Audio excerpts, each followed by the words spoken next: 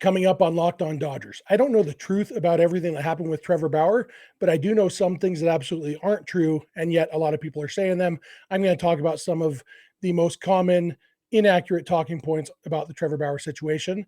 I'm also going to talk about a rumor that the Dodgers might be in on Pablo Lopez of the Marlins. And finally, I will debunk another baseball urban legend like I did yesterday. This one isn't about the Dodgers, but it's a fun one that a listener sent in. So that's what's on tap. So let's get Locked On Dodgers. You are Locked On Dodgers, your daily Los Angeles Dodgers podcast. Part of the Locked On Podcast Network, your team every day.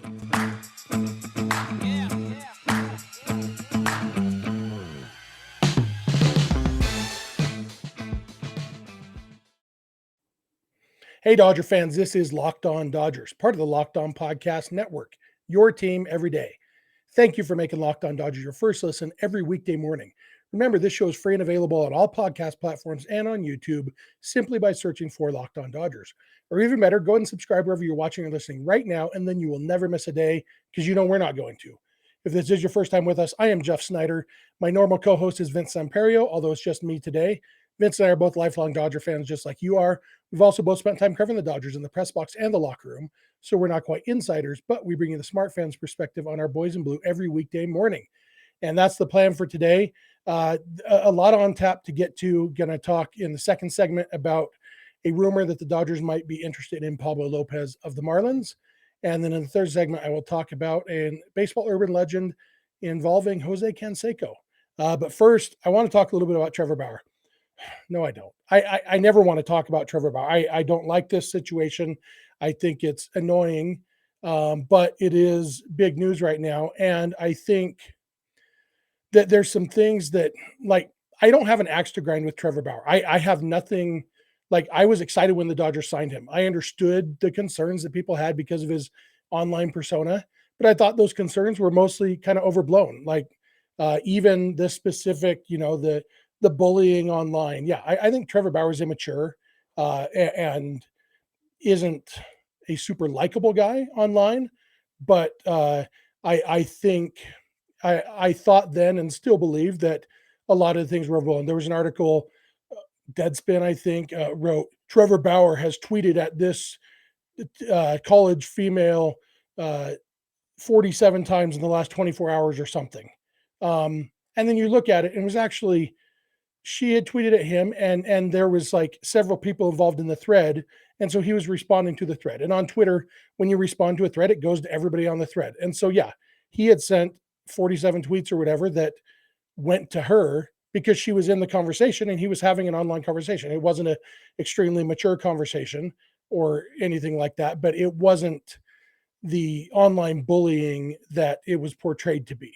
And it was, not to say it was right or good, but for me, I have this thing about the truth. I am a big fan of facts and the truth.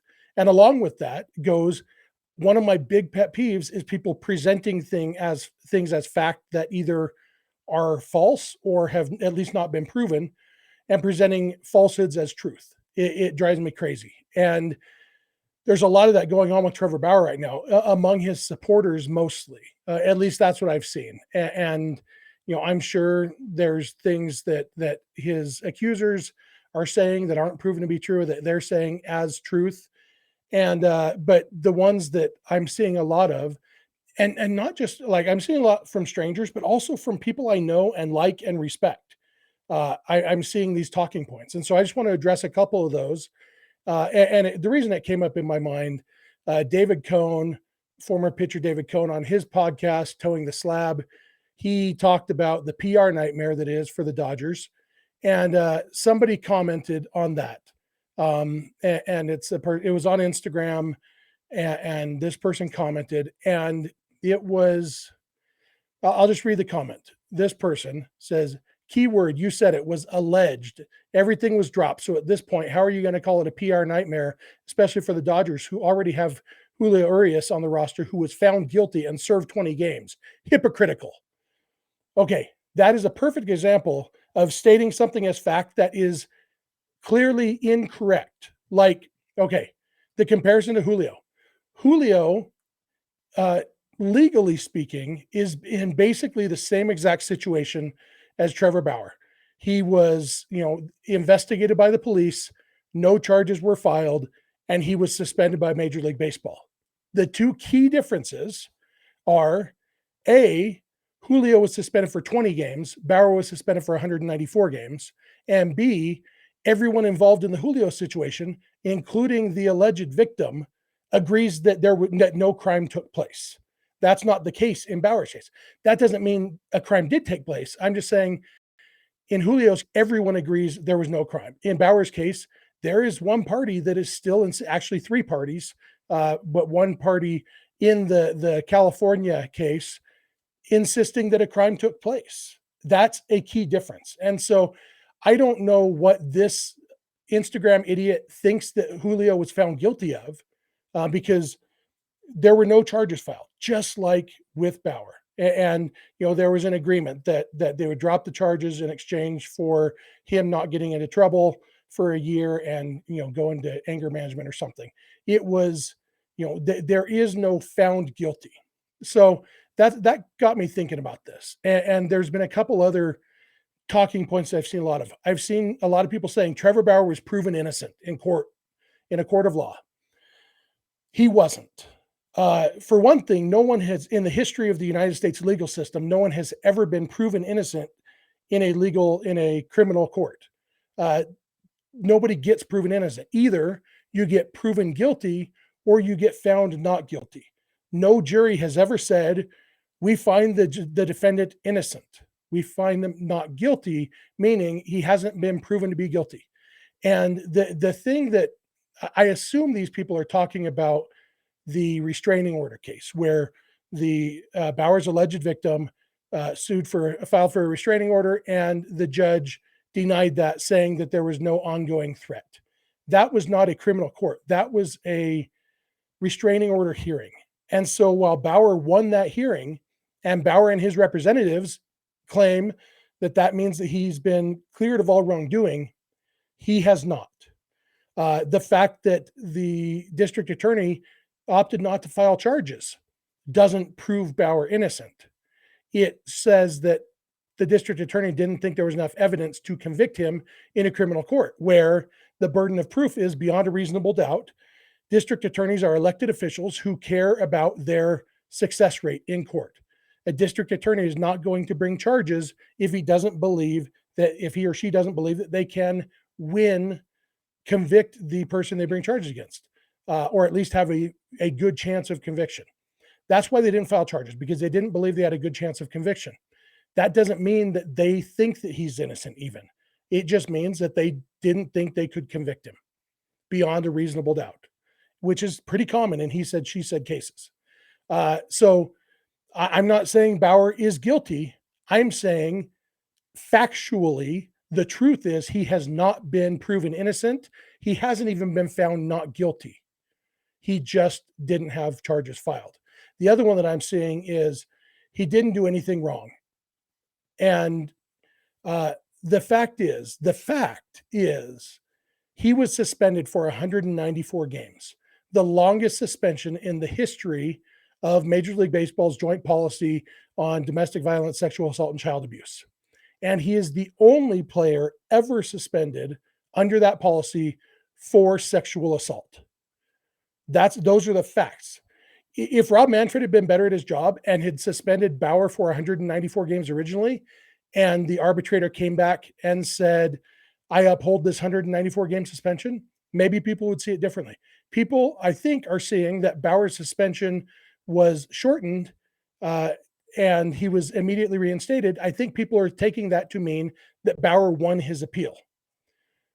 In a way, Bauer won the appeal because his suspension was shortened. Bauer was still suspended for 194 games after 7 or 8 months of testimony, where an independent arbitrator who's been doing this for 40 years heard witness after witness, both for and against, and he decided a 194 game suspension was appropriate. That's the facts that we have. I don't know what the witnesses said. I don't know what the basis for the arbitrator's decision was, But the fact is, after hearing all this evidence, the arbitrator determined that 194 game suspension was appropriate for violation of the league's policy on sexual assault. To me, that doesn't sound like he didn't do anything wrong. Somewhere along the line, he violated the league's policy. I don't know what happened there. Nobody does. The arbitrator has a better idea than we do. And the burden of proof is less in an arbitration than it is in a criminal court. But the fact is he was suspended longer than anyone's ever been suspended before for violation of this policy. If you're arguing that you think the arbitrator was out to get him and colluding with Major League Baseball, make that argument. But you cannot, with a straight face, say that he didn't do anything wrong unless you're saying the arbitrator got it wrong. And that's the argument you should be making. Anyway, that's all I have to say about the Bauer situation. It's just these things like I don't mind discourse about this. It drives me crazy to have people repeating these falsehoods and making themselves look unintelligent or uninformed in the process, because we don't have many facts. And so we shouldn't be just disregarding the few facts that we do have and blatantly violating those. We have some facts. Let's at least stick to those. I'm going to come back in a minute and not talk about Trevor Bauer. I'm going to talk about a different starting pitcher, Pablo Lopez of the Marlins, who the Dodgers might be interested in getting. So thanks for making Locked On Dodgers your first listen every weekday morning. And please keep it Locked On Dodgers. This episode is brought to you by Bet Online. BetOnline.net is your number one source for sports betting info, stats, news, and analysis. Get the latest odds and trends for every professional and amateur league out there. From pro football to college bowl season to basketball and everything else, we've got it all at betonline.net. And if you love sports podcasts, you can even find those at BetOnline as well. We are always the fastest and easiest way to get your betting info. Head to the website today or use your mobile device to learn more. BetOnline, where the game starts.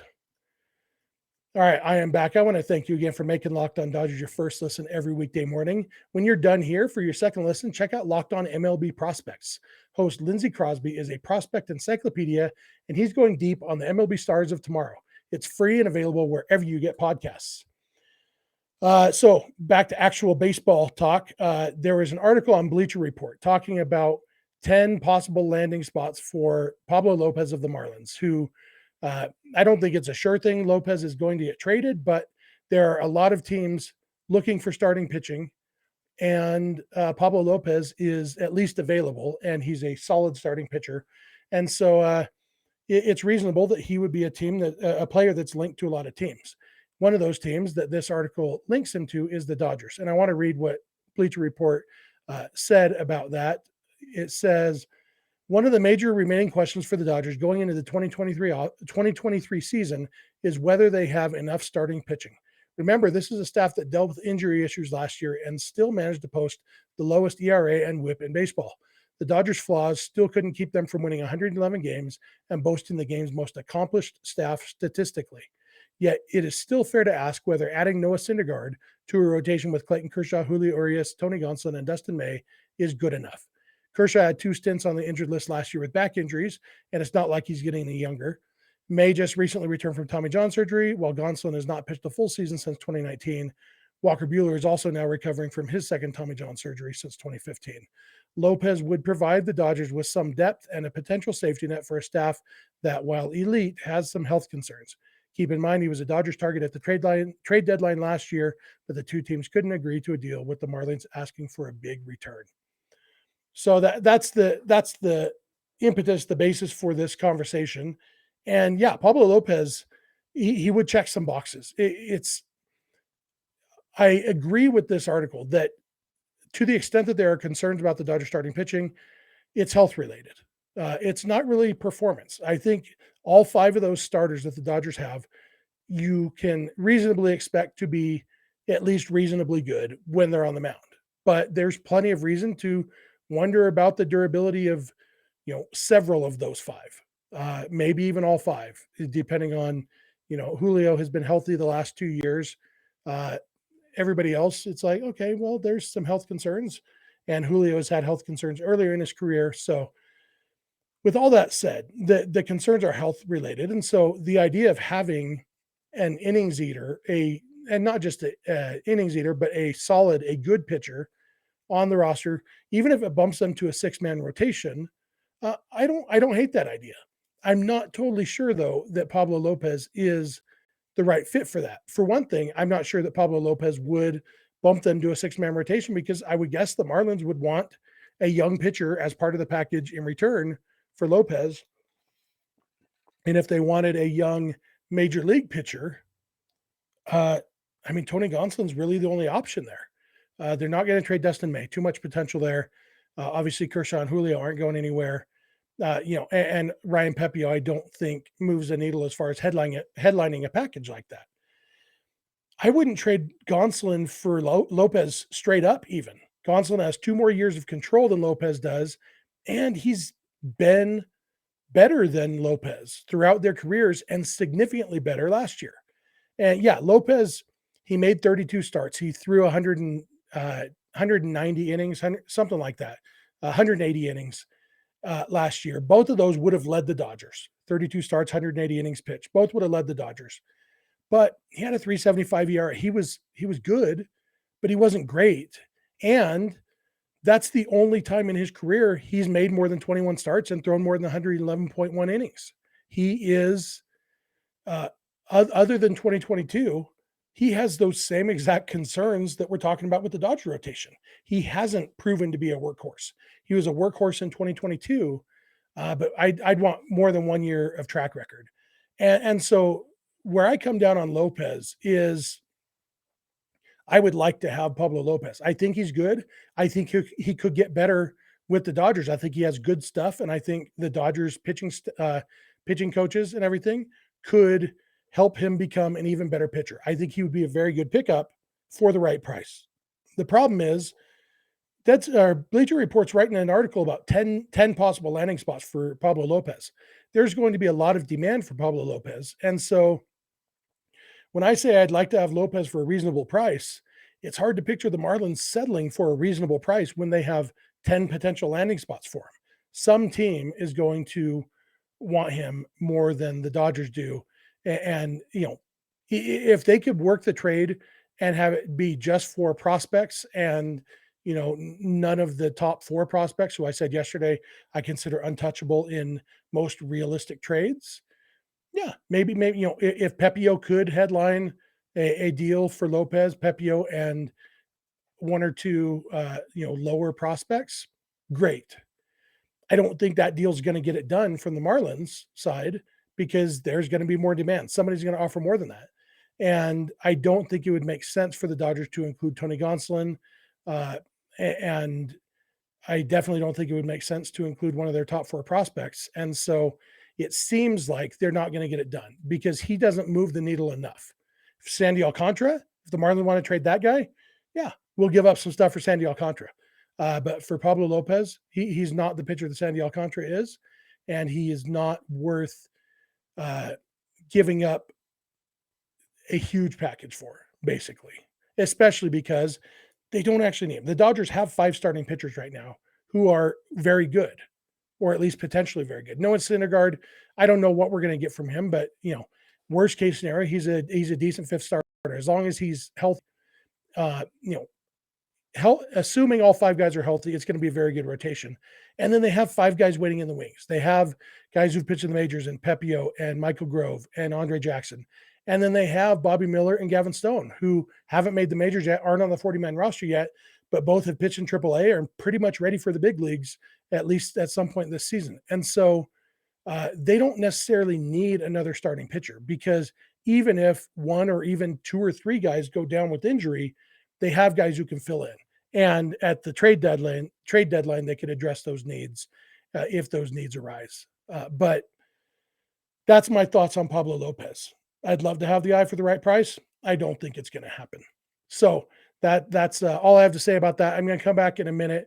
One more segment. I'm going to, yesterday, I talked about the urban legend about Chase Utley telling a pitcher to hit him on purpose to teach one of his young teammates a lesson. And I talked about how that never actually happened. Well, a listener asked me about a story involving Jose Canseco. In fact, a story told by Jose Canseco himself. So I did some digging and have some fun results to share about that. So thank you again for making Locked On Dodgers your first listen every weekday morning. And please keep it Locked On Dodgers. I am back. I want to thank you again for making Locked On Dodgers your first listen. If you're watching on YouTube, I'd love to hear your thoughts, your comments down below. Uh, if you're commenting about Trevor Bauer, I hope that you at least listen to the words I said. That seems to be one of the uh, common denominators among this Bauer discourse is people talking past each other instead of addressing things that were actually said. So if you disagree with something I actually said, I'd love to hear it. If you agree with something I said, I'd love to hear it. If you disagree with something you heard, but I didn't actually say, I'm not as interested in hearing that. But hey, it's free country. Comment if you want. If you're listening as a podcast, love to hear from you on social media or email or whatever. I'll give you all the contact info in a minute at the end. So, we had a listener, it was Frankie G, who commented on YouTube actually on yesterday's episode. And he said, "Hey, Jeff, in the book Juiced by Jose Canseco, he talks about hitting a home run so hard and low that it looked like a line drive to the outfield. It was so low that the shortstop jumped to attempt to catch it. Do you think you can find the game and inning that this happened? I do it, but I have to head out to work right now. The game was in Anaheim Stadium, so I'm guessing he was playing against the Angels." And, you know, there was I haven't read Canseco's book, but I do have access to it. And so I found the passage in question. And there were enough details here that I was able to find the home run he's talking about. He talks about how he used to swing he was a crazy swinger, swinging balls in the dirt, swinging hard at everything coming at him. And he said, but that was part of what got people excited about watching me. People used to say that watching me swing and miss was more entertaining than watching other hitters swing and hit a home run. I was swinging so hard like there was no tomorrow, and they knew that if I got all of a ball, it would do things they had never seen a baseball do before. He goes on to say, probably the funniest example of that was a game in Anaheim early in my career. I still have this play on tape. Mike Witt threw me a slider down and away, and I took a big swing and made good contact. But off the bat, it looked like a low liner. And the shortstop, Dick Schofield, he actually jumped up in the air thinking he was going to catch it. And that's how low to the ground it was. But it sailed over his head, and as it headed toward the outfield, it just kept rising. I hit it with such good backspin that it hydroplaned like a golf ball and just rode the wind all the way out of the ballpark. There's a line drive over short, as announcer Bill King said over the radio. It's in the gap. It's gone. It was freakish. I ran hard down to first base thinking it was a line drive just over the shortstop's head, but all of a sudden I saw it go out. Did that ball really go out? I asked someone. I couldn't believe it. That was probably one of the best technical swings I've ever had in my life. And I guess it proved that you can hit a home run that never gets higher than 20 feet off the ground. As I ran the bases, the other players were all giving me stuff about it, saying they couldn't believe it went out. We were all laughing. Just goes to show you, you never know what you're going to see on any one day at the ballpark. I like to think I made people feel that way a lot of times in my career. That's the story that Jose Canseco tells in his book. There's details there. At Anaheim Stadium, pitcher Mike Witt, shortstop Dick Schofield. Well, Jose Canseco only hit 2 home runs in his career off Mike Witt, and Dick Schofield wasn't the shortstop for either of them, and only one of them happened in Anaheim. So it's really easy to find the home run in question. It happened on, April 18th, 1990. Jose Canseco hit a home run to left center field. It was in the top of the 7th inning. The runner on first base, Carney Lansford on first base, the Angels were leading 1-0. And with 2 outs and a 2-2 count, Canseco hit a home run to left center field to score him and Carney Lansford, put the A's up 2-1. They ended up winning by a score of 3-1. And as fate would have it, I was able to find a video of this home run. It was on a highlight video of Canseco's from 1990. Canseco's highlight video from 1990. And there's this home run that he hits. And the shortstop was Mark McLemore. And the ball does go over Mark McLemore's head. McLemore does not jump up as if he's going to catch it, because when it got to McLemore, it was 30 feet over his head. It was a line drive, but it was not a line drive that any shortstop ever would have thought he might have had a chance of catching. It just wasn't. McLemore did turn and run to the outfield as if he was going to go be the cutoff man because he thought it was going to be a double to left center field. It was hit low enough that people were surprised it got out. And that's something that is kind of what Canseco's saying. He hit it low, but I'm just watching the video again right now. It's a 2-2 pitch. Canseco, it's a slider, some sort of slider. Canseco rips it. McLemore doesn't jump, and the ball, when you see the ball in the outfield, you think it's a gapper. And then it does barely clear the wall in the outfield. Canseco said that everybody was laughing with him and giving him crap as he rounded the bases. You watch the video, none of the Angels players were anywhere near him while he was rounding the bases. When he gets to home plate, he's not laughing with Carney Lansford. You can see Canseco mouth the words, "Wow, that was a shot," I think is what he says. And on the replay, the announcer says that ball never got more than 15 feet off the ground, which just shows that announcer was bad at estimating the number of feet a ball is off the ground, because it was, these days we would actually know its maximum height because StatCast would tell us. I would guess 55 or 60 feet, which is very low for a home run, but it's a lot more than 15. It never looked like it was going to be caught by Marco McLemore, who is not Dick Schofield. It wasn't even like, I've seen home runs like this. And yeah, they're impressive, but it wasn't really that big a deal. But because Jose Canseco was writing about it in his book, the funny thing is he says he still has it on tape. And I wonder, if he does, why didn't he watch it before he wrote about it? Because it's one thing I said yesterday that I get it if you wrote a book before Baseball Reference was a thing. And Canseco's book, I think, came out in 2001, 2002, something like that. Before, actually, it might have been after that. Anyway, it was early 2000s. Baseball Reference, I don't think the Play Index or what's called StatHead, it's called now, I don't think that existed back then. So it wasn't as easy to find these things. This clip wasn't on YouTube then. This particular clip was uploaded 6 years ago. And so, but if he had the tape, why didn't he watch it? Maybe because it didn't fit his narrative and he knew that nobody else would check him on it. Well, today, January 5th, 2023, Jose Canseco, somebody checked you on it. And those somebodies are Frankie G and Jeff Snider. And we marked that one. I had to come up with the terminology that when we debunk one of these baseball urban legends, the PolitiFact or whatever has the three Pinocchios or whatever.